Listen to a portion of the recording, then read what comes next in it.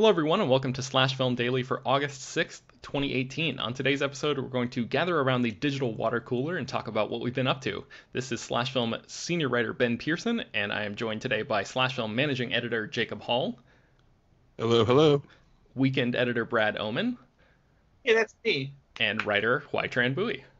Hey everyone. All right, so Peter and Chris are gone for this week. They're both out on vacation, so it's just us holding it down, but we've been doing some stuff. So I'll start things off. I recently went to the Scum and Villainy cantina here in Hollywood. It's on Hollywood Boulevard, and I remember reading about this in like 2016, 2017, and it started as this pop-up for, it's a Star Wars themed bar on Hollywood Boulevard, and people used to have to reserve like timed entrance tickets online before they could show up. There were like huge lines and it was sold out for the first 2 months of its entire run. And I didn't realize it, but they actually turned this into a permanent fixture on Hollywood Boulevard. So I was just walking through my neighborhood the other day and happened to see this place and was like, wait a second, so people can just walk in here now? You don't have to have a special ticket or a pre-reservation online or anything like that? And they're like, yeah, you can just walk on in. So I went in just for a couple minutes to check it out, and the look of it is really cool. It's basically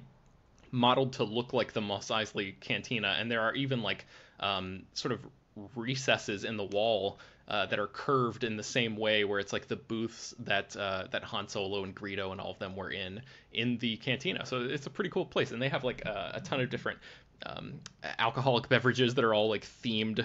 There's like of course they have blue milk, which is actually made of like rum and blue curacao and pineapple juice, and they have drinks called Forest Moon, Asteroid Field, the Mind Trick, things like that. I think Kevin Smith actually created a drink there, and I know that like people like Greg Grunberg, who played Snap Wexley in The Force Awakens, have dropped by over time. So I just thought it was kind of a cool place that I stuck my head in there. I know they do like they do karaoke and they do geek trivia and stuff. So if you're in the Hollywood area and you enjoy Star Wars and haven't been to check this place out yet, it's definitely worth sticking your head in and giving it a go. I didn't really spend enough time in there to get like a full opinion of the place, but I think I'll probably go back, especially because a lot of those drinks sound really, really great. So I don't know. I'm sure you guys, Brad, you probably, I know you're just in LA, but you didn't have a chance to visit this place, did you? Or have you heard of this?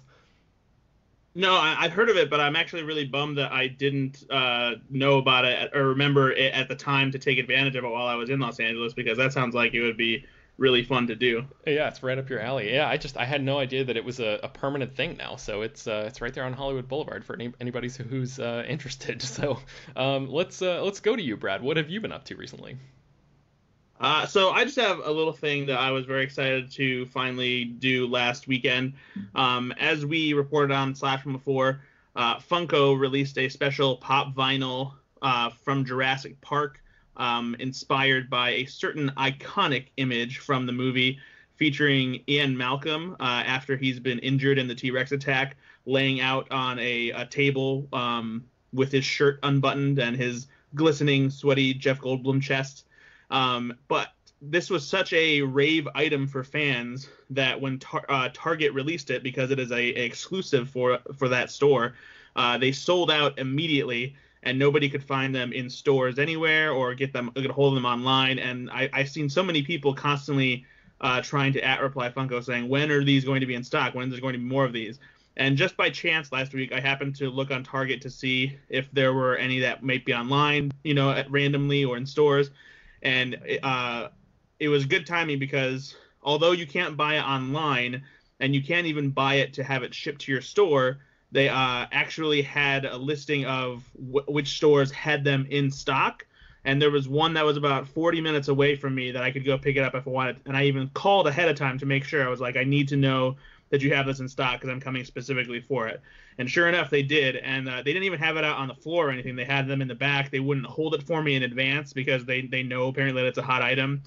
So if you've been trying to get a hold of these and you're not willing to pay a little bit overpriced on eBay, I would go to Target's website and check to see your nearby stores if they have any in stock and call them, because they just might have them there. Because I was able to get mine, and now it's sitting proudly on my shelf.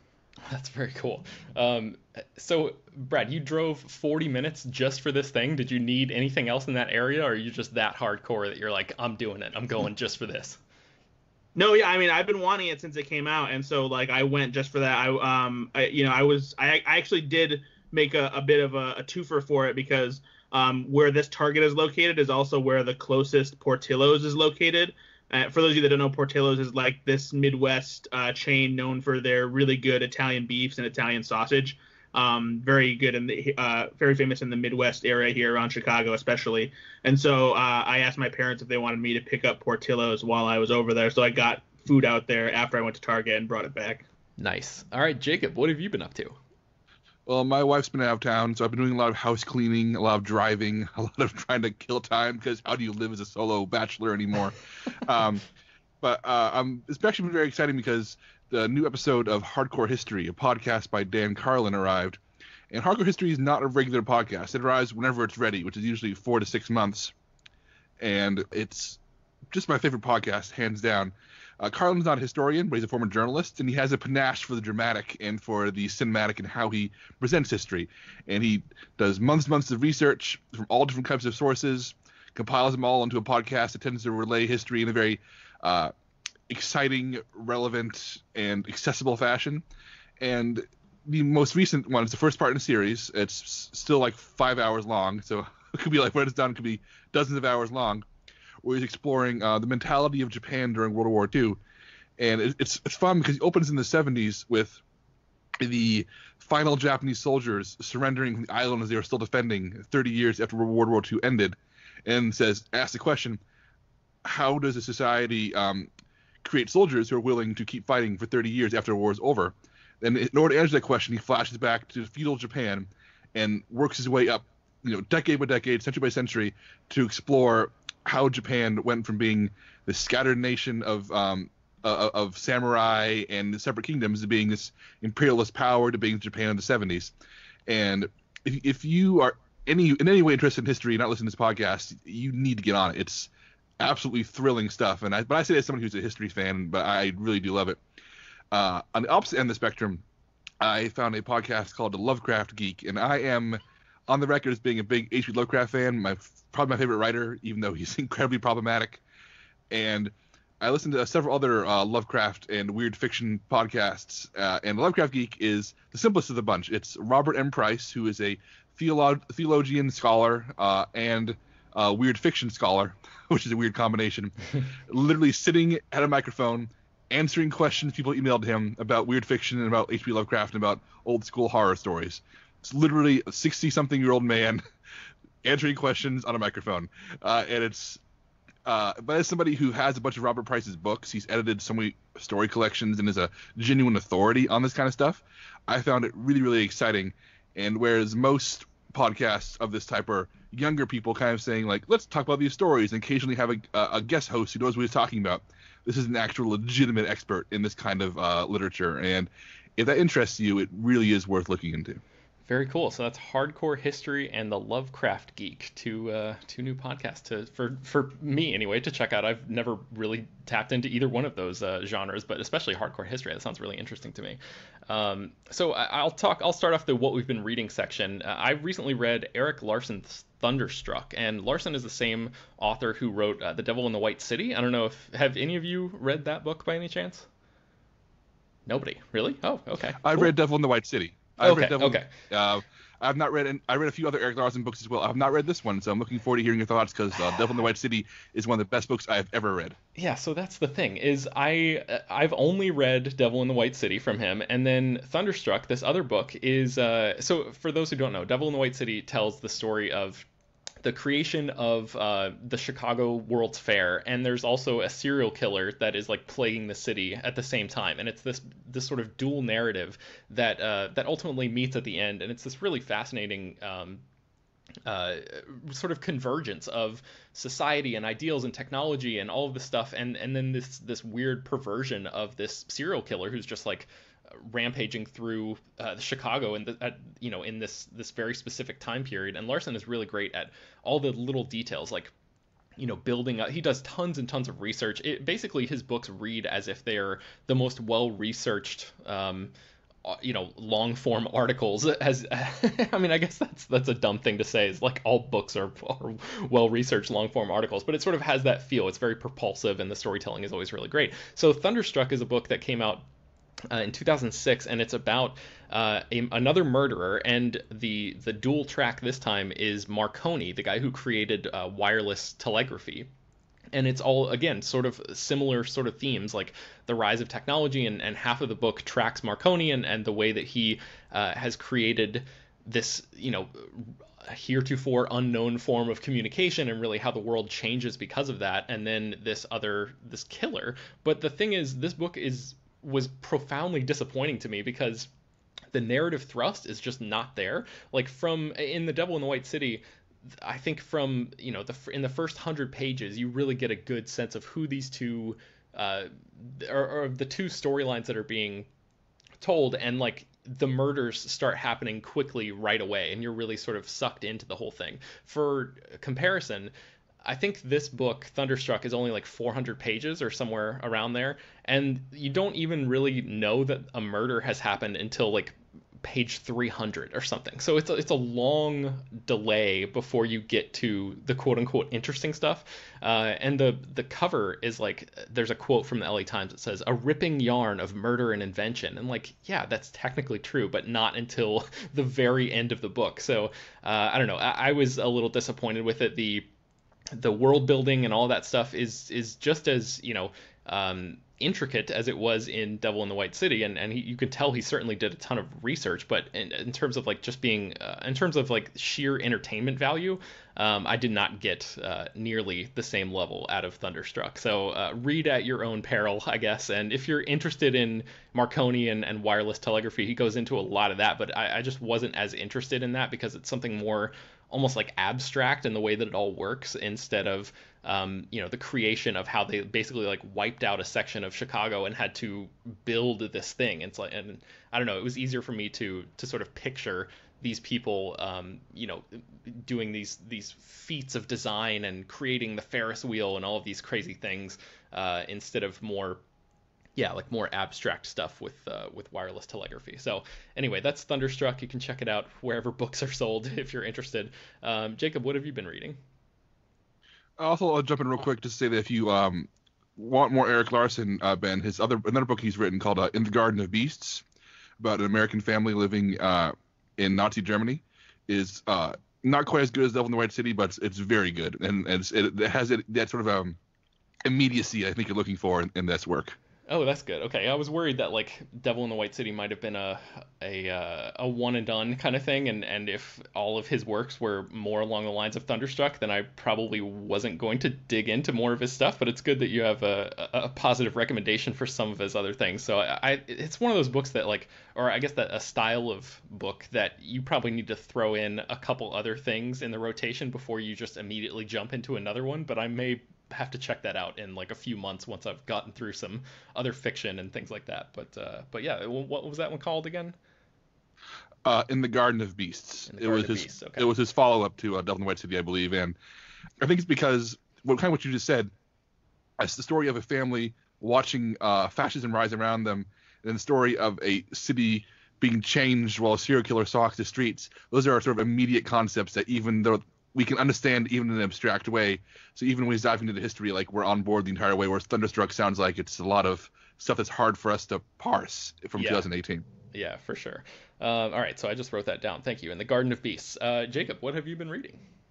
I've started reading a book I picked up at Comic-Con. It's now available to everybody, though. It's a Go Team Venture, The Art and Making of the Venture Brothers. This is a show that I've been watching since it started airing in 2004, and I'll get to the show itself in a little bit because I've been revisiting it. But I'll talk about this book for a second, because this book raises the bar for any other art and making of books I've ever seen. It is incredibly thick. It is very large. It is it weighs a lot. It is essentially, it's not quite a coffee table book, but it's close enough. And in addition to having art from the show's earliest creation, it has art from every single episode, including sketches and concept art. And it has a Q&A interview that runs the entire expanse of the series between the creators and the author of the book. So you are getting information literally on every single episode of the show, where the creators discuss every single episode by episode, art piece by art piece. It is a daunting read. It is huge because this show's been on for 6 seasons now, and 7th begins soon. But I've never seen a book that's more comprehensive. I've read so many art of books, so many making of books, but I've never seen one that combined them and made pretty much the essential tome. Like, there's nothing you can't learn from this book about the making of this show. It daunts everything else I've ever seen. It's only $40. I mean, Dark Horse tends to have really good fair prices for their hardcovers like this. Like, they put out the Legend of Zelda Encyclopedia series recently. It was also all $40 each. But you're getting like an incredible product for $40. And if you're a fan of the show, this thing is the absolute must buy. That's crazy. I've never even heard of like a book where every episode of a TV show is touched on in such a detailed way. That's nuts. That's like unprecedented, I think. Yeah. And it's so cool. I think a lot of it has to do with the fact that this is a show that has a tiny crew. I mean, 2 guys write, direct, and edit the whole show, and animate the whole show with a small, tiny crew. So I think it's such a passion project that they're willing to put aside the time to do this, because if this was like a major show on a major network instead of, airing late night on Adult Swim, then I think maybe there would be more restrictions. But this feels like they have so much to say and they're ready to share it. But I've also been reading through my unread comic book stack, which is increasingly huge as I get sidetracked by work. But I read about, instead of telling you the number of issues I read while my wife's been out of town, I read about 3 feet worth of comics. To put it in perspective. So real quickly, I want to throw out some stuff I've been reading that I don't think I've talked about on the show very often, or on the site very often. There's a series coming to an end soon after 8 issues, or maybe 7 issues, called Maestros. It's an Image comic by Steve Scroce. And imagine a Lord of the Rings or Harry Potter-esque sweeping fantasy series with all the rules and detail you'd expect from a Tolkien or J.K. Rowling, but with dick jokes that would make Seth Rogen blush. It is an incredibly strange thing. Basic gist is the god of the universe has a son who's half human who lives in Florida, and when the god of the universe is assassinated, his half human son must rise up and take his place, and despite his wishes to make the universe a more fair and woke place, things go horribly wrong, and it is disgusting and filthy and hilarious, and all having a really coherent mythology that I found myself getting really sucked into. I'll recommend Black Magick, which is a series about a witch solving crimes as a police officer. And it sounds like it should be lame, but it's not. Greg Rucka, the writer, he has a history of writing military figures and Secret Service agents and people who have like this sort of this kind of background. And he lends the whole thing this sort of sense of weight and realism. So even though the elevator pitch of she's a witch who solves mysteries as a cop sounds like it could be really silly, it reads as a really good cop procedural that has magic in it. And the art is absolutely gorgeous. It's drawn entirely in black and white with color used selectively. And I am looking up the artist's name right now because I'm blanking on her name. I'm an idiot. Nicola Scott. She's also drawn Wonder Woman before. She drew a lot of DC stuff back in the day, and it's just incredible work. And I'm going on for a long time, so I'll go faster on these next things I want to recommend. Deadly Class, becoming a sci-fi original series soon. Pretty much, think Harry Potter if Harry Potter was a school for assassins instead of wizards. Extremely dark and nihilistic, but really gripping stuff. And if the show is half as good as a comic, it's going to be worth watching. And you know what's really good right now is a character you haven't heard of called Batman. But the current run of Batman, it just had a big, massive issue with Batman and Catwoman almost getting married. But even better than that is a current storyline where Bruce Wayne is pulling jury duty for a case where Batman caught Mr. Freeze. And in the middle of the case, Bruce Wayne realizes that Batman may have been incorrect in apprehending Mr. Freeze for this crime. So Bruce Wayne has to convince the jury of his peers that Batman caught the wrong man. And it's actually a really, really cool arc, and I'm looking forward to seeing where it goes. Amazing. Wow, man, I would watch. I mean, talk about like that sounds like a classic episode of Batman the Animated Series or something. That's such a cool premise for a Batman comic. All right, so let's move on into what we've been watching. HT, you've been checking out some movies, right? Yes, so I got the pleasure of seeing Christopher Robin at a screening earlier last week, and it was a screening that invited a bunch of families as well. So I was surrounded by many children who were running around for half of the film, but it did not dampen my enjoyment of this film, which I liked a lot, despite it having a sort of mixed reception from a lot of critics, because it's a sort of more wistful, almost like melancholic take on the Winnie the Pooh franchise. It's kind of like the evolution of Winnie the Pooh, done in a sort of hook type structure in which Christopher Robin grows up and has to be reminded of his childhood through the return of his favorite characters from the 100-Acre Wood. And it is basically like if Winnie the Pooh like stumbled into Terrence Malick's Tree of Life, because it's filmed in this very dreamlike, almost surreal manner, and it's a little bit like tonally it's also kind of sad and a little all over the place too, because there's a lot of more slapsticky moments towards the end. But I really enjoyed it just because it gave me that sense that I had when I watched Winnie the Pooh as a kid, of just like heartwarming emotion and that sort of Taoist sort of philosophy that Winnie the Pooh always kind of espouses. I feel like Christopher Robin really was true to that, and wasn't like a lot of other live action Disney remakes, which have been very hit or miss for me because they've been so artificial and glossy. And this one felt much more, I guess, kind of genuine or lived in a way, and I really enjoyed it, and I will defend it from people who were not happy with it. I liked Christopher Robin.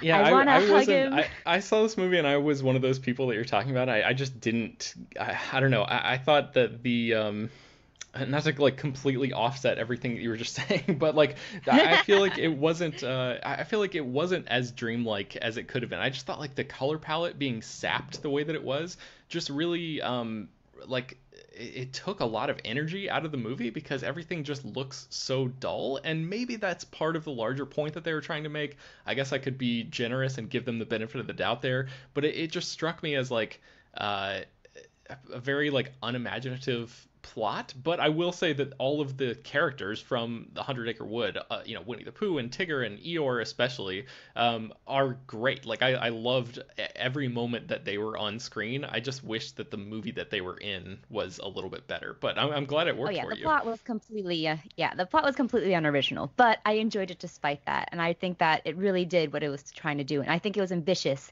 in a sense that like some other Disney live action remakes are not quite so ambitious. So yeah, that's very true. Christopher Robin, a good movie for some people. All right. What else have you been watching? The other movie I saw was 8th Grade, which is, I know, a month late. It's Bo Burnham's directorial debut, and it stars the wonderful Elsie Fisher, who is just amazing in her first role as this really self-conscious 13-year-old 8th grader who is trying to, establish herself and find herself in the age of social media and the digital age. And it was really hard to watch because I felt like all the embarrassment and the cringeworthiness from my own middle school years just rushing back as I watched this film. And I think like half of the time I was watching it through like my fingers, just because I could not stomach what was going on. It really was able to just recreate everything that you hated and remembered, but also kind of fondly remembered about middle school, the worst time of your life. I'm just, after watching it, I'm very happy that I never had to go through middle school, go through puberty with like social media. I like just missed that, and I'm very grateful because that would have just wrecked my self-confidence. And I'm amazed at kids who can go through it these days, because it seems like a huge just journey. Yeah. And Brad, you saw this at Sundance. You were a big fan of this one too, right?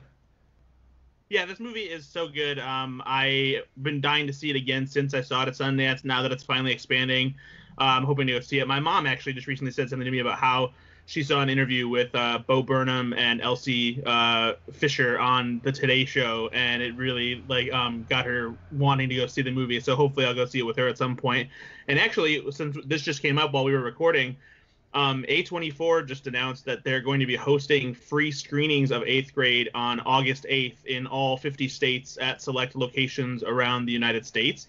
So if you haven't seen it yet and you want to catch a free screening, go online, check out. We'll have a link to where you can get all the locations for the screenings to find out when you and where you can go see it. And the cool thing about it is this film is unnecessarily rated R because of language and whatnot, but there are a bunch of people, even those like who are from parent groups and stuff like that, who are usually cautious against, content that is meant for more adult, mature people, say that this is something that like teenagers need to experience and like see for themselves. And so because of that, A24 is making it so that the theaters that are hosting these screenings will not be adhering to the R rating rules they normally are, so that anybody as if you've experienced 8th grade, then you are old enough to go see 8th grade. So if you are near one of those screenings, you should definitely go check it out. Awesome. HT, you've been watching something else too, right? Oh, yes. The new episodes of Terrace House Opening New Doors have dropped on Netflix. And I've raved about Terrace House before, so I won't get too into it. But 8 new episodes were released just this weekend. July 31st, actually. And I of course watched all of them in like the first day, and now I'm really sad and waiting for the next part to drop. And it's the Japanese reality show that is being filmed right now in Karuizawa, Japan, and it has a really sort of lovely rural reality to it. And the romance between the model and the hockey player that I was gunning for before. Oh, I don't want to spoil it for people who haven't watched it. It's going well though. Have hope for Shion and Tsubasa, guys. Anyways, I really enjoyed it, and I really hope that the next few episodes will drop soon. It probably won't be till October, but I can't recommend Terrace House enough. It's a great reality show that is a sort of, I think I called it a balm to the soul before, and it still is that, even though the drama got up this time around. It is the antithesis to most U.S. reality shows we have now. It's just a good, kind-hearted reality series. Cool. So that's Terrace House. So let's move on into, I guess, what I've been watching. So on June 29th, Matt Zoller Seitz, who is a very well-regarded film critic, he works for RogerEbert.com and Vulture and a bunch of other places, he tweeted, "The best American film from the early 90s that most people haven't seen is Bill Duke's Deep Cover. It also features some of Lawrence Fishburne, Jeff Goldblum, and Clarence Williams III's very best acting." I had never heard of this movie before, and I was like, early 90s, Lawrence Fishburne, Jeff Goldblum, yeah, I'm totally in. I'm checking this out. So I added it to my Netflix DVD queue, and it finally arrived last week, and I had a chance to check this movie out.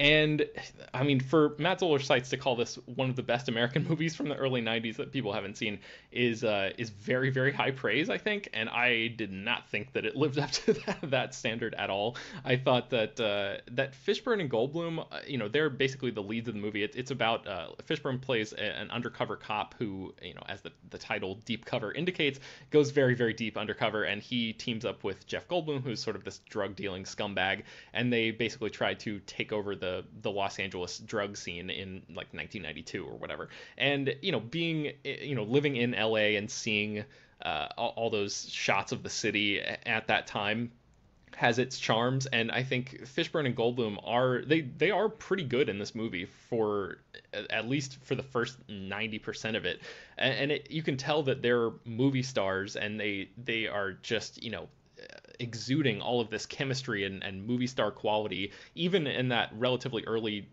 time in their careers. I think Fishburne was actually credited as Larry Fishburne still. That's how early this was in his career. And I just despite the fact that those guys are pretty good in this movie, I just found the rest of the movie around them, sort of like Christopher Robin, to just not be that engaging. So it's very stylish. It's very of the time. It's like straight out of the early 90s in terms of like all of the stylistic choices and the the production design and the costumes and everything. It's like very, very, very 90s.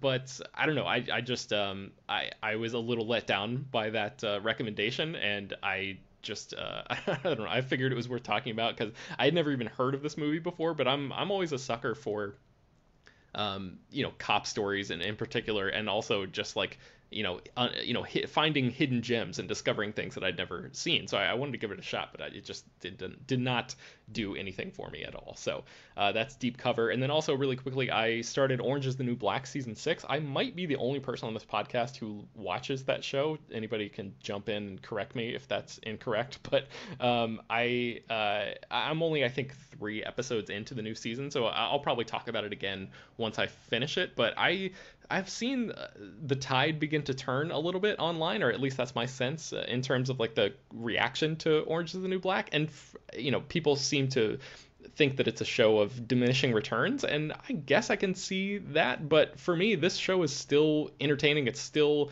has really, really fantastic dynamic characters that I care a lot about. And I still think it's better than a lot of stuff on, on traditional TV, and a lot better than a lot of Netflix's original shows. So, I mean, the show is in its 6th season right now, and it takes a lot for a show to remain at a certain level of quality for 6 seasons in a row. So, and I think Orange is the New Black is still pretty high up there. So I'll return with a final analysis, I guess, once I'm done with the 6th season. But I just wanted to sort of throw that out there as more of like a PSA than anything, that the show, the 6th season is available now. I think it came out on Netflix like a week or 2 ago. So you can check that out there. Jacob, I know you mentioned Venture Brothers earlier. How have you been, how's your rewatch been going of that? Yeah, I've discovered that the entire series is available on Hulu right now. So even though I own the Blu-rays, I decided to check that out. And so far, it's been an interesting rewatch, because I would easily call Venture Brothers in my top 10 shows of all time. No show has better captured my interests, while at the same time, but the rewatch has exposed how the show has grown and its shortcomings at the same time. For those of you who don't know, The Venture Brothers is an Adult Swim Cartoon Network show created by Jackson Public, a.k.a. Christopher McCullough, who was a writer on The Tick back in the day. And it started off as a parody of Johnny Quest and like Pulp Fiction stories and superhero comics. And over the years, the parody started to give way to an actual universe full of actual characters we care about. So characters who started off as being like a parody of this famous superhero, a parody of this famous pulp action hero, sort of took on a life of their own. And the world of that they all inhabit, which started off as being a platform for jokes where they can make fun of Johnny Quest, ended up becoming absolutely fascinating and full of layers and detail that like I get obsessed with. And the show is so funny. It fluctuates between the highest of high humor to lowest of low humor, pop culture references, actual pathos.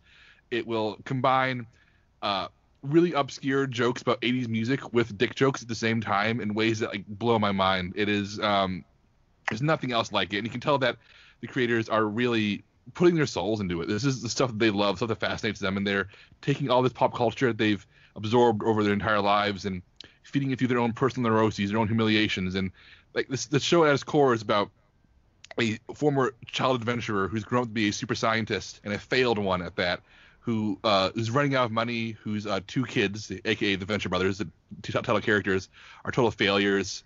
And the show explores what it's like to be middle-aged and sad in a world where you once used to fight pterodactyls with your explorer father. And like give you an idea of the kind of joys the show has. Like there's a Doctor Strange stand-in named Dr. Orpheus, who is so poor that he has to rent a room on Dr. Venture's compound, and he's a middle-aged guy with no friends who's struggling to raise his teenage daughter who doesn't get him. It's just, but at the same time, he's a totally plausible Doctor Strange character. When he goes off and does magic and gets into fights, he's this really exciting, fun superhero character. But then he goes home and he's sad. And that's the appeal of the Venture Brothers. But I also realized that the show is very much a product of its time in some ways. Since the show is such a small crew, it takes 2 to 3 years to make a season. So you'll see the show like take leaps and bounds like between seasons, where the animation like improves significantly between seasons, the storytelling gets better, the writing gets better. And early seasons are still very crudely animated, and they're full of gay panic jokes, and retard and gay are the most common punchlines in some of the early seasons. So I find myself like cringing, because I've never seen a show so imaginative and so in love with its characters, and yet so out of tune with what we are as a society, only 14 years later after it debuted. So it's one of those shows where I recommend it wholeheartedly, but it's definitely grown up, and it's definitely exposed that the jokes we made 14 years ago are not the jokes that are okay now, which is relevant considering some things we talked about recently on this podcast. Yes. But yeah, it's still one of the best shows ever made and a brilliant masterpiece of pop culture prestige and satire. But I definitely, if you're a person who cannot watch a show and like kind of maybe space out amongst the jokes that haven't aged well, just don't watch it. But if you can, it's all on Hulu. And the new season just kicked off, by the way, which is why I'm catching up. Season 7 premiered last night. Cool. So that's the Venture Brothers. Brad, what have you been watching? I've been getting a little sappy and romantic over here. Last week, I took the time, well after much of people in the film Twitter circle decided to sit down and watch this, but I finally got around to watch the romantic comedy Set It Up, which is a Netflix original, starring Zoe Deutsch and Glenn Powell. It's definitely a throwback to the kind of romantic comedies we used to see in the mid to late 90s and early 2000s. It's got some vibes of like The Devil Wears Prada and You've Got Mail and things like that. And it really is charming. I don't think I'm quite in love with it or head over heels as some of the people were in our film Twitter circle, but it was definitely enjoyable. Glenn Powell especially is extremely charming, and I'm really excited to see what he is going to be doing in Top Gun 2 since he was recently cast in a role. And I feel like he needs to be doing a lot more because he was great in that movie, and he just has charisma for days. And Zoe Deutsch is particularly good too. She has a little bit of kind of an Ellen Page quirkiness to her, and she's a little bit more, I don't know, I guess lighter, I guess you could say, because Ellen Page can be a little bit kind of darker when it comes to her quirkiness. But yeah, for the most part, I enjoyed it. It's fun. It's one of Netflix's better original offerings for sure. So if you haven't seen that yet, I'd give it a shot. Cool. Yeah, I think HT and I both have checked that one out. Jacob, have you had a chance to see that yet? Set It Up? No, I have not, but I guarantee you my wife will watch it, and I'll watch it with her within the next few weeks. Cool. Brad, what else have you been watching?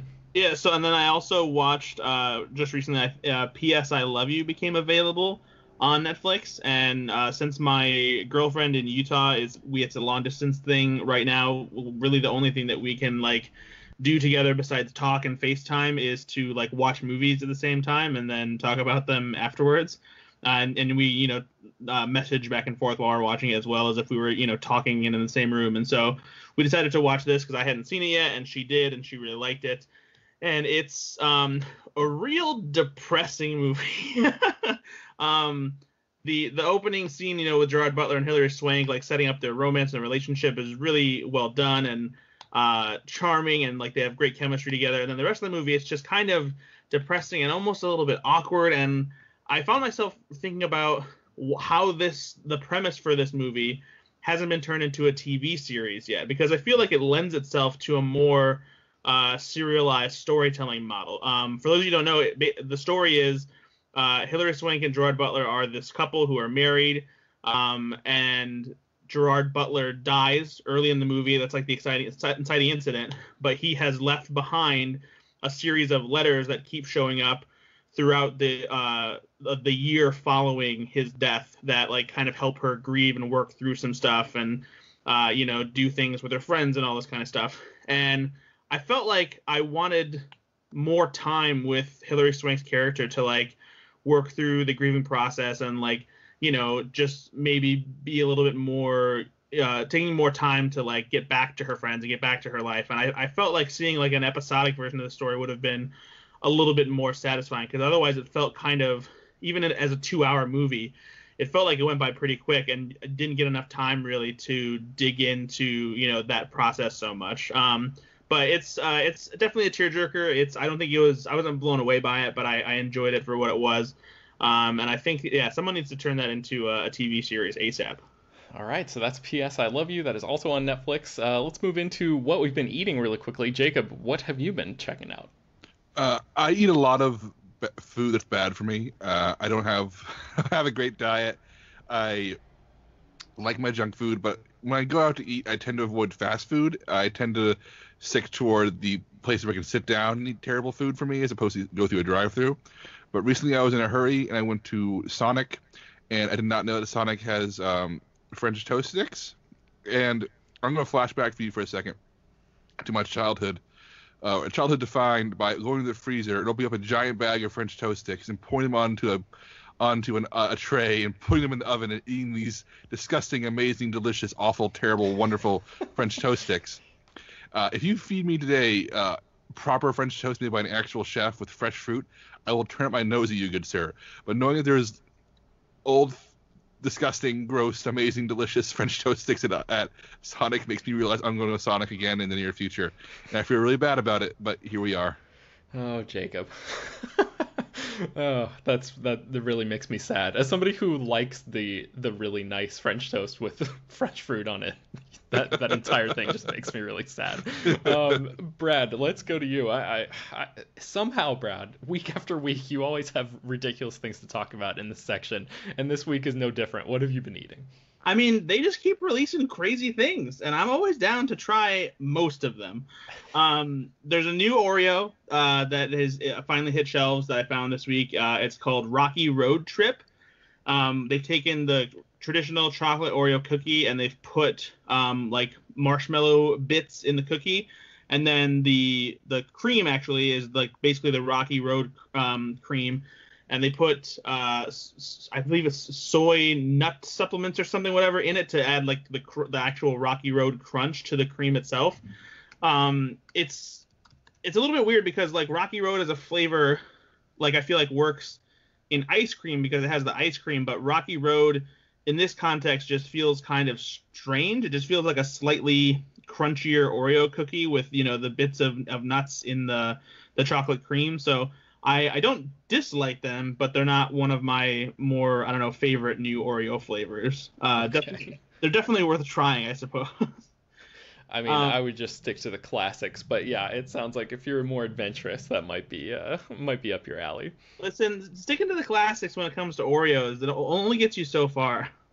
Yeah, it gets you to the finish line in glory. That's where it gets you. Yeah, but you know, sometimes you got to take a different path in order to make it to a more satisfying finish line, Ben. All right. What other ridiculous foods have you been eating, Brad?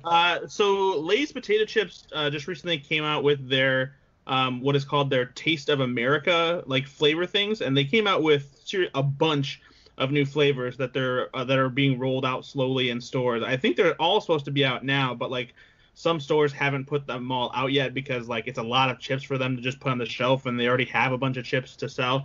But I did find the deep dish pizza Lay's potato chips at my local Kroger's, and it's specifically supposed to be Giordano's deep dish pizza, which is pretty good, even though I don't think it's as good as Gino's East or even Almanati's or Almanato's. I forget how you pronounce that. Anyway, Illuminati's. Yeah, so it's they're pretty good. I've never actually enjoyed pizza flavored things for the most part. Like I don't really like pizza Pringles or the pizza combos, but this specifically is pretty good. Whatever seasoning they're using to like represent deep dish pizza on these chips actually works pretty well. It doesn't have the like artificial tomato taste. It just tastes more like what the spice of like, you know, the flavor of cheese and sauce and crust combined actually tastes like on pizza. So Brad, let me ask you this. I may regret even asking this question, but can you taste a difference? Can you taste the deep dish part of it in the seasoning, or does it just taste like normal pizza? No, it's a different pizza flavor, and like I think it's better because the sauce flavor isn't as overpowering. I think that's what I've disliked most about other pizza flavored things is that it tastes too much like an artificial pizza sauce flavor. And Okay. this feels like it has a mix of like what the cheese flavor is along with the tomato sauce. And so, yeah, there's no clear, like if you were to give me a pizza chip and like this deep dish pizza chip, I'd be like, oh, well, this is just a regular thin crust pizza chip, but this is a deep dish one. So no, I'm not that quite an expert, but there are a bunch of other flavors that are out. There's some that I want to try and some that sound disgusting. Like the one that sounds really good is there's a chili con queso one that's coming out. There's a Cajun spice one. There's fried pickles with ranch. But then like there's gross ones like crab spice and lobster roll, which I don't want chips that taste like that. No, thank you. Yeah. So there's I think there's like a dozen flavors, and they even brought back some of the old ones that like they have released in previous years. Like there's a truffle Parmesan truffle oil, something like that. I don't know, but there's like a few other flavors there. So if you're into chips, keep an eye on the chip aisle for all the different Lay's flavors. All right, let's move into our last section of this episode, which is what we've been playing. Jacob, what have you been playing recently? Well, I recently got the board game Rising Sun to the table. This is a game published by CMON, designed by Erik Lang, who's one of the big names in board game design right now. And the game is essentially a game of war and diplomacy set in a fantastical feudal Japan, where everybody's fighting over land and territory, as you do in many board games. But your armies are assisted by demons and monsters taken from Japanese mythology. So it has this really cool flavor to it that I haven't seen before in a lot of war games. And what's unique about it is that it's not just a game of, like, when people think of war games, they think of Risk, which is, move your troops to another area, roll some dice, whoever gets higher dice wins. Rising Sun has no dice, and it follows the more recent tradition of war games that do not require any luck whatsoever. This is a game of negotiation, diplomacy, making deals, and when you do fight, you fight by bidding with resources behind a screen. So you choose how much you want to commit to a fight, how much you want to spend, more or less. So it ends up being this really tense showdown where you know very well that you may have another fight around the corner. So do you want to save your money and lose this fight now, or bet it all now? So it ends up being this game of personalities where you try to read the table.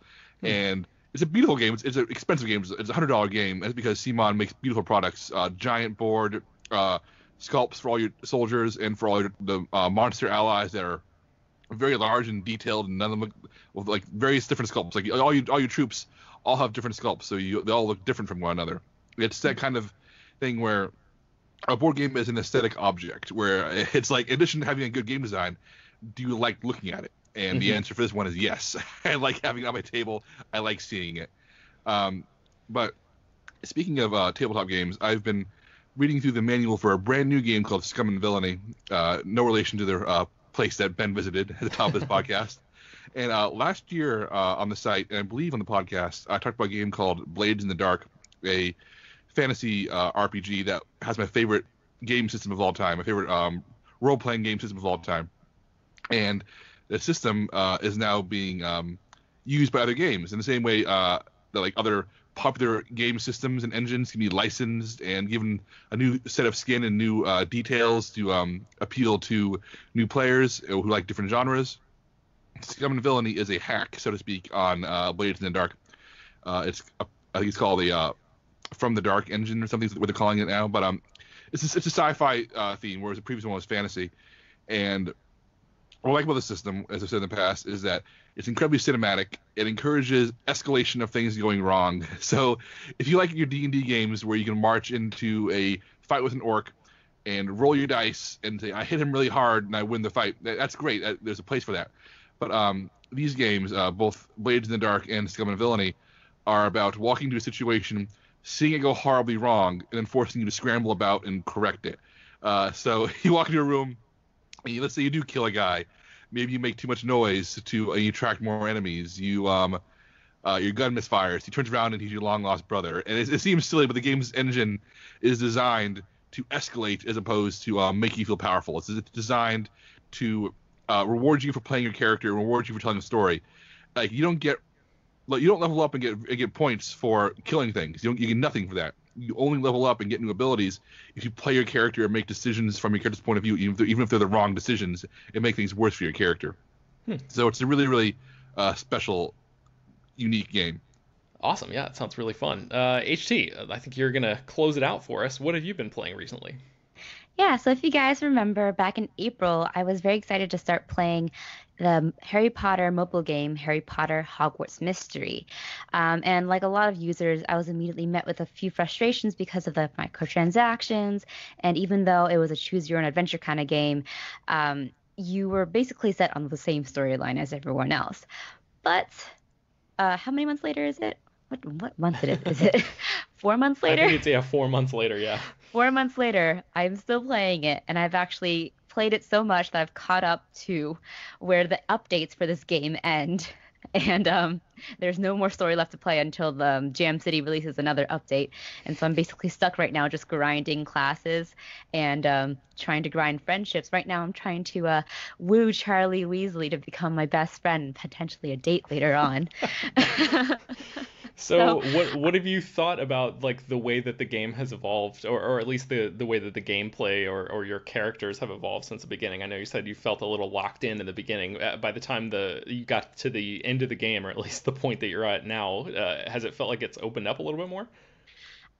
It's kind of like I've just become used to the way that the gameplay is, and it has opened up more because there are more features. Like the friendship leveling up is a fun thing that you can do by like leveling up friends and doing these sort of like little mini games. And there's some dueling mini games that they have as well, and secret ways to like get energy, which is the prime way to level up and do classes in this game.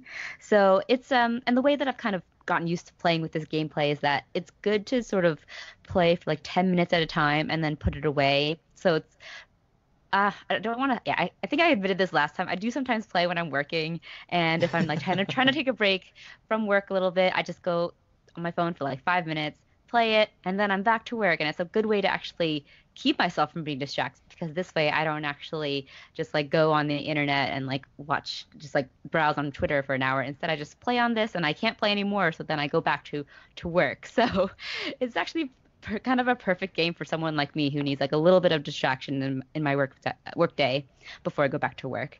So, and it is fun. It's like the story is compelling enough to make me want to like find out, where's my brother? What happened to him? And yeah, I really enjoy it still. There's like, and they do like little fun sort of contests where you can get new outfits and customizations. So I'm still hooked. You still got me, Jam City. Awesome. All right, so that's Harry Potter Hogwarts Mystery, and yeah, it's HT is still going. I wonder if anybody else out there is too. You guys can maybe shoot us an email and let us know if you're still playing it, if you're still on the bandwagon. So before we wrap up today, let's go around the circle and tell people where they can find more of our work online. Jacob, let's start with you. You can find me every single day at slashfilm.com and on Twitter where I'm at the Jacob S. Hall. HT? I'm every day at slashfilm.com, and I'm on Twitter at Hoai-Tran Bui. Brad? You can find me at Ethan_Anderton on Twitter, always writing on /film, and check out my podcast, Go Flix Yourself, on iTunes and some other podcasting platforms. And you can find me writing at /film as well. I am on Twitter at Ben Pearson, and /film Daily is published every weekday, bringing you the most exciting news from the world of movies and TV, as well as deeper dives into the great features you can find at the site. You can subscribe to the show on iTunes, Google Play, Overcast, Spotify, all the popular podcast apps. And feel free to send your feedback, questions, comments, and concerns to us at peter@slashfilm.com. Please leave your name and general geographic location in your email in case we mention it on the air. And don't forget to rate and review the podcast on iTunes. That really helps us out in terms of visibility. Tell your friends about the show, spread the word, and we'll see you tomorrow.